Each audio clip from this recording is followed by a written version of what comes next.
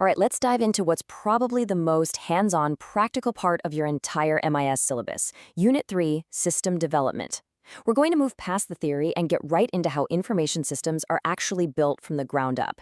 And the best way to do that, we're going to look at it through the lens of actual past exam questions. Let's get to it. First things first, we need a map. And in this world, that map is the System Development Lifecycle, or the SDLC. Seriously, think of this as the master blueprint for everything we're going to talk about. It's the step-by-step guide from a basic idea to a full-blown working system.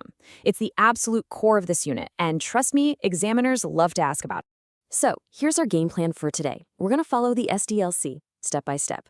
We'll start with the blueprint, the strategic plan, then we'll do some recon with the analysis phase. After that, it's time to actually build the thing during design and development. And finally, we'll talk about the grand opening, implementation, and everything that comes after. So let's start where every good project should, at the very beginning. Okay, phase 1, strategic planning. Before anyone even thinks about writing a line of code, you have to have a plan, a really solid plan. This is the architectural drawing for our entire project. It answers the big questions. Why are we building this? What exactly is it going to do? And how are we going to pull it off? And would you look at that, straight from a recent exam paper. This question cuts right to the chase. The examiners don't just want a list of steps. They want you to explain why planning is so important. And see that key phrase? Aligning IT strategies with organizational goals? That's the whole ballgame right there. It's about making sure the technology is actually helping the business win. So, if you get a question like this, how do you score top marks? You need to hit these 5 points, hard.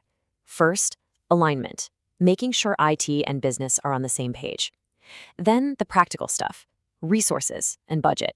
You gotta know what you can spend. Next, and this is crucial, risk assessment. What could go wrong? Think about it now, not later. Then you define your scope, what you're building, but just as importantly, what you're not building. And finally, you put it all on a timeline.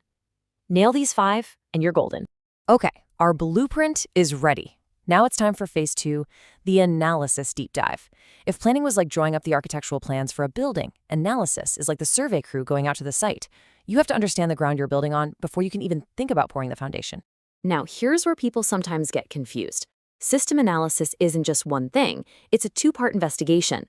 You have to start with the as-is state. You put on your detective hat and figure out what's currently slow, broken, or just plain inefficient. It's only after you've diagnosed the existing problems that you can clearly define the 2B state, your vision for what this new, awesome system is actually going to do. And boom, another question from the same exam, drilling down on that first part, analyzing the current system. You see what they're doing? They want to know if you can perform a proper health check on a business process. Can you figure out what's wrong and then use that diagnosis to write a prescription for what the new system needs? To really nail an answer here, you need to show your method. You'd talk about mapping out how things work right now to find the bottlenecks.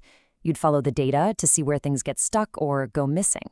But, and this is the most important part, you have to talk about gathering feedback from the end users. The people doing the job every day, their insights are pure gold. All this work gives you a performance baseline, so later you can actually prove your new system made things better. All right, we've done our planning, we've done our analysis, the prep work is over. Now we get to move from blueprint to the actual build. Welcome to phase 3, my friends, design and development. This is where all those abstract requirements and flowcharts start turning into something real, something you can actually click on. The digital bricks are finally being laid. Check out this question. It's not just about the phases anymore, it's about the how. It's asking about the different construction methods you can use. Because here's the thing, there is no one-size-fits-all way to build software. Are you building a skyscraper or a garden shed? The approach you choose, the model you use, totally depends on the project. And the first model everyone learns, the granddaddy of them all, is the waterfall model. It's a classic for a reason. It's completely linear. You have to finish step 1, requirements, 100%, before you can even think about moving to step 2, design. Then you finish design before you move to implementation, and so on. Each phase cascades down to the next, just like, well, a waterfall. It's rigid, it's structured, and you have to understand it to understand anything else. So we've designed it, we've coded it, we've built it. Time for the grand opening, right? This is phase 4, implementation and beyond. This is that nerve-wracking go-live moment when you unleash your creation on the world. But here's the secret. The project is never really done at launch. What happens next is just as important, if not more so. And this exam question hones in on exactly that moment. Implementation and testing. How do you actually get this new system installed and running without causing total chaos? It's not like you can just flip a switch and hope for the best. It's a carefully planned operation to transition everyone from the old way to the new way. A killer answer on implementation has to cover this practical checklist. Yeah, you've got to install the hardware and software. You absolutely have to train the users. You've got to move all the old data into the new system. But the final gate, the absolute must-pass test before you go live, is user acceptance testing, or UAT. This is where real users kick the tires and make sure it actually does what they need it to do. If they don't sign off, you don't launch, period.